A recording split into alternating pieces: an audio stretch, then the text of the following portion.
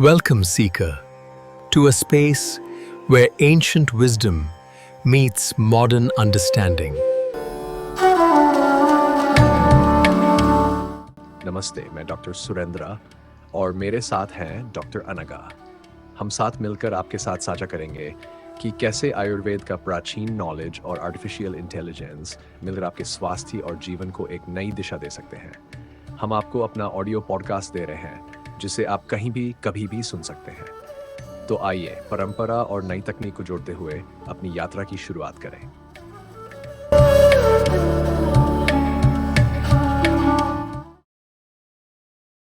नमस्कार।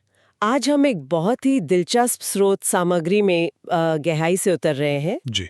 ये है संहिता अध्ययन 3 के अंश और ये आयुर्वेद के आधार स्तंभ चरक संहिता के 3 बहुत महत्वपूर्ण हिस्सों पर केंद्रित है: चिकित्सा स्थान, कल्प स्थान और सिद्धि स्थान। बिल्कुल, ये तीनों स्थान बहुत ही महत्वपूर्ण हैं। ये सिर्फ पुरानी बातें नहीं हैं, बल्कि ये तो एक पूरी चिकित्सा प्रणाली का मतलब एक पूरा खाका है। हाँ, एक पूरा सिस्टम है। हमारा मिशन है कि हम इस विस्तृत जानकारी में से कुछ सबसे जरूरी और रोचक हिस्सों को समझें।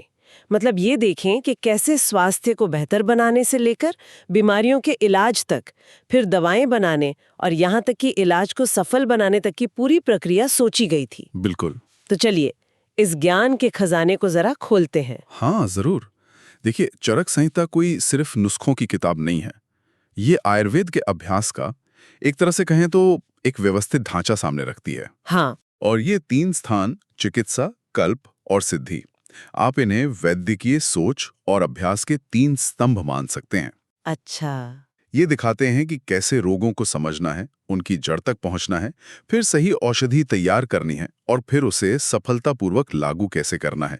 इसका एक पूरा तार्किक क्रम बताया गया है। तो फिर शुरुआत करते हैं चिकित्सा स्थान से। जैसा नाम से ही लग रहा है, ये उपचारों पर केंद्रित है हाँ, बिल्कुल। और ये चरक संहिता का सबसे बड़ा हिस्सा भी है। पर एक दिलचस्प बात यह है कि इसकी शुरुआत सीधी बीमारियों के इलाज से नहीं होती, नहीं। बल्कि रसायन यानी कायाकल्प चिकित्सा और वाजीकरण मतलब पौरुष शक्ति बढ़ाने वाली चिकित्सा से होती है। जी। हमने नाम सुने हैं जैसे च्यवनप्राश या ब्रह्म रसायन, स्रोत में भी ये मिलते हैं। जी जी। ये रसायन के उदाहरण हैं। हाँ। और वाजीकरण के लिए भी वृक्ष योगों का जिक्र है। अब यहाँ एक सवाल उठता है, किसी बीमारी के इलाज से पहले ही शरीर को मजबूत बनाने और जीवन शक्ति बढ़ाने पर इतना जोर क्यों? देखिए, ये चरक संहिता के दर्शन का एक बहुत महत्वपूर्ण पहलू है। अच्छा। यहाँ प्राथमिकता सिर्फ रोग को हटाना नहीं है, बल्कि स्वास्थ्य का एक मजबूत आधार तैयार करना है। उनका मानना था कि अगर शरीर की धातुएं पुष्ट होंगी, मतलब जीवनी शक्ति अच्छी होगी, हाँ। तो रोगों से लड़ने की क्षमता अपने आप बढ़ जाएगी और बुढ़ापा भी कह सकते हैं देर से आएगा। अच्छा। रसायन का यही उद्देश्य है, शरीर को पोषण देना, इम्यूनिटी बढ़ाना। और वाजीकरण भी सिर्फ प्रजनन क्षमता के लिए नहीं है, बल्कि वो समग्र ऊर्जा, उत्साह और मानसिक प्रसन्नता के लिए भी जरूरी माना गया है। और इसमें वो आचार रसायन वाली बात भी बड़ी दिलचस्प है। मतलब सिर्फ दवाएं नहीं, बल्कि आपका सही आचरण, अच्छी आदतें, सकारात्मक जीवन शैली, ये भी आपको स्वस्थ और युवा रख सकती हैं। बिल्कुल। ये तो बहुत ही समग्र मतलब होलिस्टिक अप्रोच हुआ है ना? बिल्कुल, ये होलिस्टिक अप्रोच ही है। खैर, इसके बाद चिकित्सा स्थान में फिर रोगों के प्रबंधन की बात आती है, वो भी काफी विस्तार से। स्रोत में ज्वर यानी बुखार, रक्तपित्त है, गुल्म, प्रमेह, कुष्ठ, ऐसी कई बीमारियों का वर्णन है। हाँ, और सिर्फ वर्णन नहीं है, हर रोग को समझने का एक व्यवस्थित तरीका बताया गया है। कैसे? जैसा स्रोत्र में साफ है, हर रोग के लिए एक खाका है। हेतु मतलब रोग का कारण क्या है, फिर संप्राप्ति, रोग शरीर में कैसे पनपा, लक्षण क्या है, साध्यता मतलब रोग ठीक होगा या नहीं, इसका अनुमान। अच्छा, प्रोग्नोसिस जैसा। हाँ, प्रोग्नोसिस। फिर चिकित्सा सूत्र, इलाज का मूल सिद्धांत क्या होगा, और अंत में विशिष्ट योग यानी कौन सी दवाइयां या नुस्खे काम आएंगे। ये एक तरह से प्राचीन काल की डायग्नोसिस, पैथोजेनेसिस, प्रोग्नोसिस और ट्रीटमेंट प्लानिंग है। कमाल है। जैसे ज्वर यानी बुखार का ही वर्गीकरण देखें तो कितना विस्तृत है। बहुत ज्यादा। उसके कारण कौन सा दोष बड़ा है, वात, पित्त, कफ, लक्षण क्या है, सब कुछ। सब विस्तार से। या फिर आप कुष्ठ जैसे त्वचा रोगों को देखिए, उनके लिए महाखदर घृत जैसी खास दवाइयों का उल्लेख है। हाँ, वो शायद खून साफ करने और त्वचा के लिए होती होंगी। संभवतः। और इसमें मानसिक रोगों को भी शामिल किया गया है, जैसे उन्माद और अपस्मार यानी मिर्गी। हाँ, ये भी है। उनके लिए भी कल्याणक घृत या पंचगव्य घृत जैसे उपचार बताए हैं। ये दिखाता है कि शारीरिक और मानसिक स्वास्थ्य दोनों को कितनी गंभीरता से लिया गया था उस समय। सही बात है। बिल्कुल। यहाँ ये समझना जरूरी है कि ये सिर्फ लक्षणों को दबाने वाला इलाज नहीं था। हेतु यानी कारण को समझना, संप्राप्ति यानी रोग कैसे फैला उसे समझना और फिर उसके हिसाब से चिकित्सा सूत्र बनाना, ये एक पूरी तार्किक प्रक्रिया थी। रोगों की विविधता भी बहुत है। श्रोत में राजक्षमा, अर्श, ग्रहणी दोष, पांडुरोग, श्वास, कास, अतिसार जैसे अनेक रोगों और उनके प्रबंधन का जिक्र मिलता है। अच्छा। तो जैसे ग्रहणी दोष में अग्नि मतलब पाचन शक्ति को सुधारने पर जोर है, या अर्श में तक्र यानी छाछ के प्रयोग का महत्व बताया गया है। ये छोटी छोटी बातें चिकित्सा की गहराई दिखाती हैं। तो चिकित्सा स्थान हमें बताता है कि रोगों को समझना कैसे है और उनके इलाज का सिद्धांत क्या है। हाँ, मुख्य रूप से यही। लेकिन प्रभावी इलाज के लिए, खासकर पंचकर्म जैसी जो शोधन क्रियाएं हैं, उनके लिए सही दवाओं की जरूरत होती होगी। बिल्कुल। यहीं पर शायद कल्पस्थान का महत्व आता है, जो मुख्य रूप से औषधि निर्माण पर केंद्रित है, खासकर वमन और विरेचन वाली दवाओं पर। सही कहा आपने। कल्पस्थान एक तरह से आयुर्वेद का फार्मास्यूटिक्स और फार्माकोलॉजी का प्राचीन खंड है, कह सकते हैं। अच्छा। पंचकर्म क्या है? शरीर से बढ़े हुए दोषों को बाहर निकालने की प्रक्रिया, जैसे वमन से कफ को, विरेचन से पित्त को और बस्ती से वात को।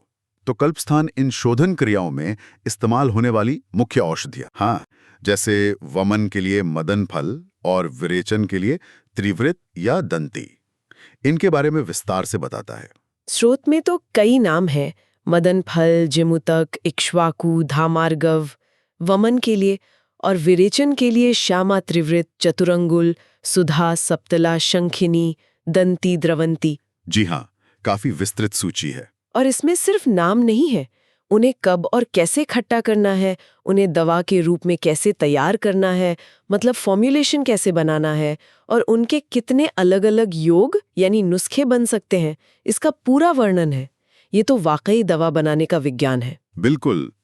इसमें पौधे के सही हिस्से का चुनाव, जैसे मदन फल की श्रेष्ठता बताई है, संग्रह का सही समय और तरीका क्या हो, औषधि की मात्रा का ध्यान रखना, वो मागध मान का उल्लेख मिलता है। हाँ। औषधि की प्रकृति कैसी है, कोई मृदु यानी हल्की है, कोई तीक्ष्ण यानी तेज है, और यहाँ तक कि मौसम के अनुसार कौन सी औषधि बेहतर काम करेगी, जैसे बारिश में त्रिवृत का प्रयोग कैसे करना है, इन सब बातों का ध्यान रखा गया है। कमाल है। ये दिखाता है कि औषधि का सटीक प्रभाव पाने के लिए कितनी बारीकी से काम होता था। औषधियों के अलग अलग नाम यानी पर्याय, उनके गुण और वे किन रोगों या किस तरह के मरीज के लिए सही हैं, ये भी बताया गया है। हाँ, और सिर्फ बनाना ही नहीं बल्कि उनके प्रयोग की अलग अलग विधियां भी बताई गई हैं। जैसे स्रोत में लिखा है कि मदन फल के कुछ योगों को सुंघाकर भी उल्टी कराई जा सकती है। हाँ, ऐसा उल्लेख है। या फिर कल्याणक गुड़ जैसे खास फॉर्मुलेशन का वर्णन है। ये सब दिखाता है कि सिर्फ जड़ी बूटी पता होना काफी नहीं था, उसे सही ढंग से प्रोसेस करके इस्तेमाल करना भी उतना ही जरूरी था। निश्चित रूप से ये दिखाता है कि औषधि का सही असर पाने के लिए हर छोटी बड़ी बात का ध्यान रखा जाता था। कल्पस्थान एक तरह से चिकित्सा स्थान में बताए गए उपचारों, खासकर शोधन चिकित्सा को संभव बनाने का आधार तैयार करता है। वो हमें सही उपकरण यानी सही दवाएं देता है। ठीक है, तो चिकित्सा स्थान ने बताया कि रोग क्या है और इलाज का सिद्धांत क्या है। हाँ। कल्पस्थान ने बताया कि उसके लिए दवाएं कैसे बनानी है, खासकर शोधन के लिए। जी। अब सवाल ये है कि इन उपचारों और दवाओं को सफलतापूर्वक लागू कैसे किया जाए। यहीं पर सिद्धि स्थान की भूमिका आती है ना? एकदम सही, बिल्कुल। ये खंड चिकित्साओं, विशेषकर पंचकर्म के सफल प्रयोग और प्रबंधन पर केंद्रित है। एकदम सही। सिद्धि स्थान जो है वो प्रैक्टिकल एप्लीकेशन और ट्रबल शूटिंग का विज्ञान है। अच्छा, ट्रबल शूटिंग। हाँ, इसमें पंचकर्म की मुख्य क्रियाएं स्नेहन यानी तेल लगाना, स्वेदन यानी पसीना निकालना, वमन, विरेचन, बस्ती यानी मेडिकेटेड एनिमा और नस्य यानी नाक में दवा डालना, इनको सही तरीके से करने के दिशा निर्देश दिए गए हैं।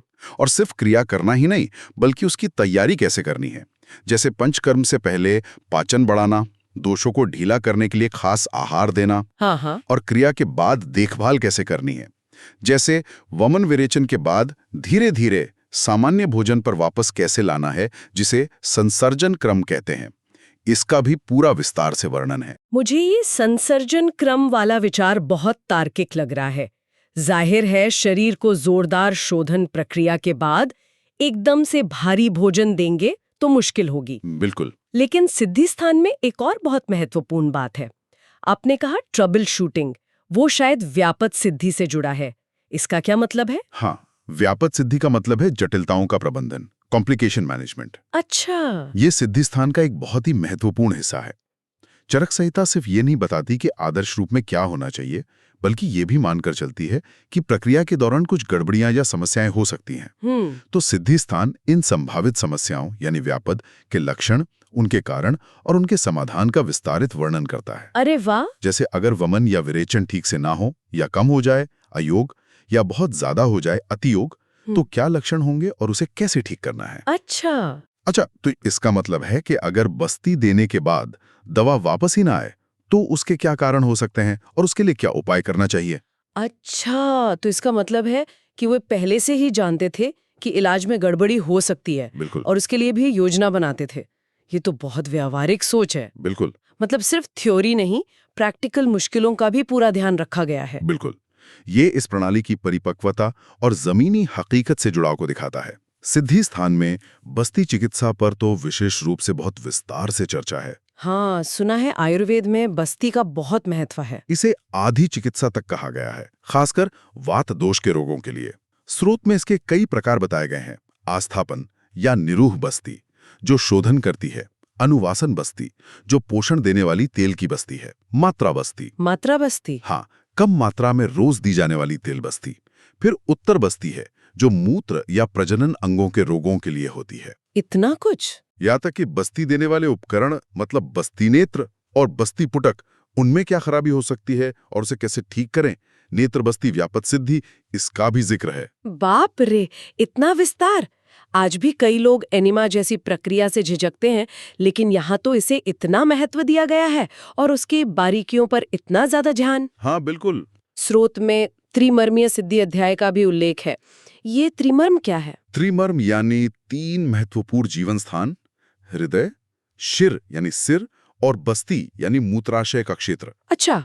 सिद्धि स्थान में इन स्थानों का महत्व, इन पर चोट लगने के लक्षण और उनकी चिकित्सा बताई गई है। साथ ही इसी खंड में अपतंद्रिक या वेर अपतानक यानी टेटनिस जैसे दौरे पड़ना, तंद्रा यानी बहुत ज्यादा सुस्ती, सिर के रोग और नस्य यानी नाक से दी जाने वाली दवा के प्रकार और संकेत, इनका भी वर्णन है। और एक और रोचक बात जिसका जिक्र स्रोत में है, वो है सदातुर की अवधारणा। हाँ। यानी ऐसा व्यक्ति जो हमेशा किसी न किसी रोग से पीड़ित रहता है, उसके कारणों और चिकित्सा का भी वर्णन सिद्धि स्थान में मिलता है। हाँ, और इसी तरह यापन बस्ती का जिक्र है। ये ऐसी बस्तियां हैं जो लंबे समय तक प्रयोग की जा सकती हैं और शरीर को पोषण और बल देती हैं, खासकर कमजोर या बूढ़े लोगों के लिए। अच्छा। सिद्धि स्थान में 8 प्रकार के बड़े दोष उत्पन्न करने वाले कारणों, अष्ट महादोषकर भाव का भी वर्णन है, जो शायद गलत चिकित्सा या लापरवाही से हो सकते हैं, और उनकी चिकित्सा भी बताई गई है। तो कुल मिलाकर सिद्धि स्थान ये पक्का करता है कि जो इलाज चिकित्सा स्थान में बताया गया और जिसकी दवा कल्प स्थान में बनी, वो सुरक्षित और प्रभावी ढंग से लागू हो, और अगर कोई समस्या आए तो उसे संभाला जा सके। तो इन 3 स्थानों, चिकित्सा, कल्प और सिद्धि की इस यात्रा को अगर हम समेटें तो क्या तस्वीर उभरती है? ऐसा लगता है कि चरक संहिता सिर्फ अलग-अलग नुस्खों का संग्रह नहीं है, बल्कि आयुर्वेदिक चिकित्सा पद्धति का एक बेहद संरचित और व्यापक नजरिया पेश करती है। हाँ, एक पूरी प्रणाली है ये। बिल्कुल सही कहा आपने। इन सब कड़ियों को जोड़ते हुए हम कह सकते हैं, चिकित्सा स्थान बताता है कि रोग क्या है, उसका निदान कैसे करें और इलाज का सिद्धांत क्या होगा, यानी क्या और क्यों। ठीक है। कल्प स्थान बताता है कि इलाज के लिए, खासकर शोधन के लिए, जरूरी औषधियां कौन सी हैं और उन्हें कैसे तैयार करना है, यानी किससे। हाँ। और सिद्धि स्थान बताता है कि इन उपचारों और औषधियों को सफलतापूर्वक कैसे लागू करना है, प्रक्रिया की बारीकियों का ध्यान कैसे रखना है और संभावित समस्याओं का प्रबंधन कैसे करना है, यानी कैसे। क्या, किससे और कैसे। वाह। हाँ, ये एक समग्र दृष्टिकोण है जिसमें शारीरिक और मानसिक स्वास्थ्य, कायाकल्प से लेकर रोगों का विस्तृत प्रबंधन, औषधि निर्माण का विज्ञान और प्रक्रिया को सही ढंग से करने की विशेषज्ञता, सब कुछ शामिल है। स्त्रोत के अंत में संहिता पढ़ने के लाभ यानी फल और ग्रंथ को संशोधित करने वाले यानी प्रतिसंस्कर्ता यहाँ दृढ़ बल का उल्लेख आता है। उनकी भूमिका का भी जिक्र है, जो इस ज्ञान की परंपरा और उसके संरक्षण के महत्व को भी दिखाता है। चलिए इस अन्वेषण को यहीं विराम देते हैं। आज हमने जो बातें जानी उनमें से किसी के लिए शायद सबसे आश्चर्यजनक या दिलचस्प बात वो आचार रसायन की अवधारणा हो सकती है कि हमारा व्यवहार भी हमें स्वस्थ रख सकता है। हाँ, ये बहुत अनोखी बात है। या फिर बस्ती चिकित्सा का इतना सूक्ष्म और विस्तृत वर्णन जिसे प्राचीन भारत में इतना महत्व दिया गया।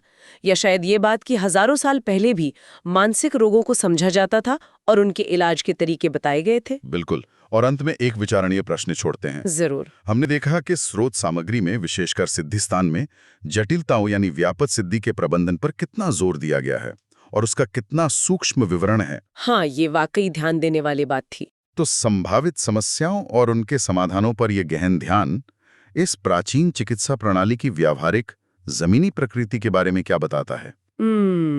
ये दिखाता है कि ये प्रणाली सिर्फ आदर्श स्थितियों की बात नहीं करती, बल्कि वास्तविक दुनिया की चुनौतियों और इलाज के दौरान आने वाली मुश्किलों का सामना करने के लिए भी तैयार करती है। ये हमें शास्त्रीय आयुर्वेदिक ज्ञान की गहराई, उसकी संरचना और उसके व्यावहारिक पहलू पर और सोचने के लिए जरूर प्रेरित करता है।